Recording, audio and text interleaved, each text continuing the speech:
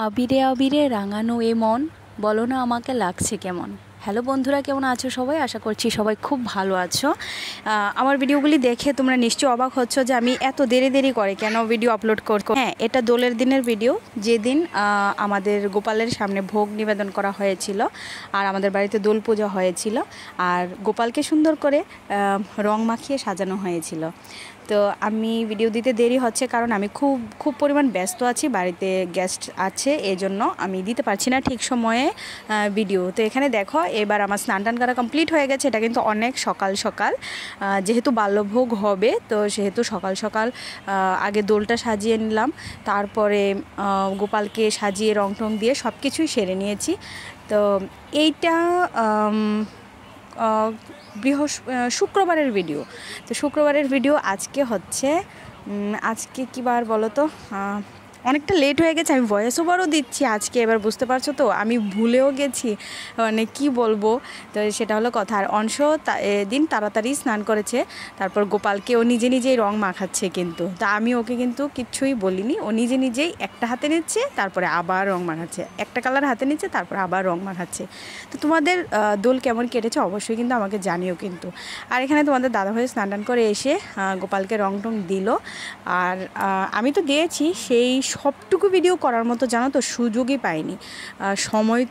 সময় হয়েই ওঠেনি। খুবই ব্যস্ত ছিলাম, কারণ নিমন্ত্রিত মানুষ ছিল প্রচুর। এই যে দেখো, আমি বাল্যভোগটা রেডি করেছি, কেমন লাগছে অবশ্যই জানিও কিন্তু। তারপর দুপুরবেলা হয়েছিল কিন্তু আবার অন্নভোগ, মানে যেটার মধ্যে হয়েছিল তোমার পোলাও হয়েছিল, তারপরে খিচুড়ি হয়েছিল, একটা ঘ্যাট হয়েছে, ভাজা হয়েছে, শাক হয়েছে, চাটনি হয়েছে, পনির তরকারি হয়েছে, মানে ওই সমস্ত যাই সব কিছু হয়েছে, পায়েস হয়েছে। তো সব কিছু মিলিয়ে মিশিয়ে দুপুরবেলাটা হয়েছে। তো আমি খুব তাড়াতাড়ি ভিডিওটা একদম ছোট্ট করে ক্লিপগুলি নিয়েছি আর খুব তাড়াতাড়ি বলে দিচ্ছি, কারণ আমি এখন তো তবুও ভিডিওটা করতে পেরেছি, আর দুপুর থেকে আর ভিডিওটা করতেই পারিনি। তো এই জন্য এখানে দেখো, দোলের সামনেও কিন্তু পুজো দেওয়া হয়ে গেছে, এখানেও দিয়ে দিয়েছি পুজো। তো সব কিছু হয়ে গেছে। আর আমার দেখো স্নান টান করে এখানে দেখেছো তো, গোপালকে রং টং মাখিয়ে এবার নিজের রং মাখার কি অবস্থা, তারপর আবার আমাকে রং মাখাচ্ছে। আর এটা হলো দুপুরবেলা শাড়ি পরে নিয়েছি, কারণ এখন হবে অন্নভোগ লেগে গেছে, অনেক মানুষ টানুষ এসেও গেছে, কীর্তন শুরু হয়ে গেছে বাইরে। তো আর এই যে দেখো, আয়নার কি অবস্থা দেখেছো তো, ভাগিনা আর হলো অংশ দুজনে মিলে রং দিয়ে ঘরের অবস্থা বেহাল করে দিয়েছিল। আয়নার মধ্যে এভাবে লাগিয়েছে চাপ করে। এই যে দেখো, এখানে লেগে গেছে অন্নভোগটা। তো এদিকে দেখতেই পাচ্ছ সব কিছু।